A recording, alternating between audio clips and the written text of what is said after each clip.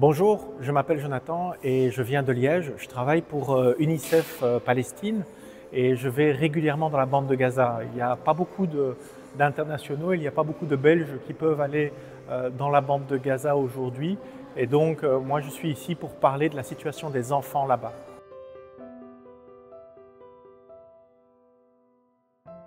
Alors non, la bande de Gaza n'est pas du tout un endroit où les enfants sont en sécurité. Les enfants que je rencontre, d'abord, on voit qu'il y en a beaucoup qui sont blessés, comme vous voyez sur la photo qui est ici. Et puis, tous les enfants, et ça c'est une chose qui est vraiment frappante, c'est qu'ils ont tous peur. La peur fait vraiment partie de leur quotidien. La situation dans la bande de Gaza, c'est que vous voyez des dizaines et des dizaines d'enfants qui font la file avec une casserole en inox pour avoir la soupe populaire. Parfois, ils ne mangent pas pendant 1 jour, 2 jours, 3 jours. Donc, on voit de nombreux enfants qui souffrent de malnutrition, donc ils sont mal nourris.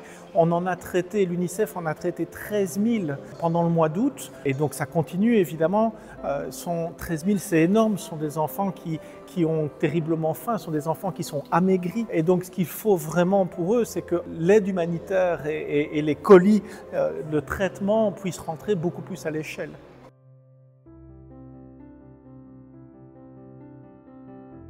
Le problème, c'est que la plupart des hôpitaux ont été détruits ou endommagés. Aujourd'hui, il y a 14 hôpitaux qui fonctionnent sur un total de 35. Et quand je dis qu'ils fonctionnent seulement partiellement.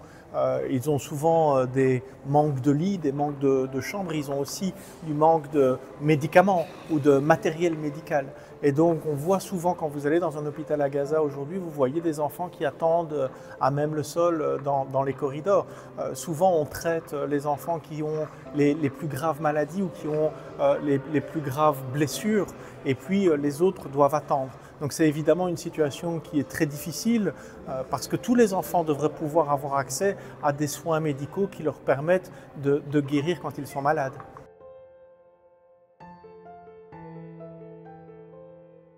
Alors le gros problème avec l'éducation, c'est que l'ensemble des enfants qui sont en âge d'aller à l'école n'ont pas pu avoir accès à une forme d'éducation normale depuis 2 ans. On parle de 700 000 enfants qui n'ont pas eu accès à une éducation normale, dans une école normale. Pourquoi? Parce que les écoles sont détruites ou alors les écoles sont utilisées, comme sur la photo ici, comme abri pour les personnes déplacées. Donc c'est évidemment une situation qui est très compliquée. L'UNICEF essaye de donner des cours de mathématiques, écriture et lecture aux enfants. On a soutenu 100 000 enfants, mais ce n'est pas suffisant évidemment. Il faut qu'il y ait une reconstruction de Gaza pour que les enfants puissent retourner à l'école.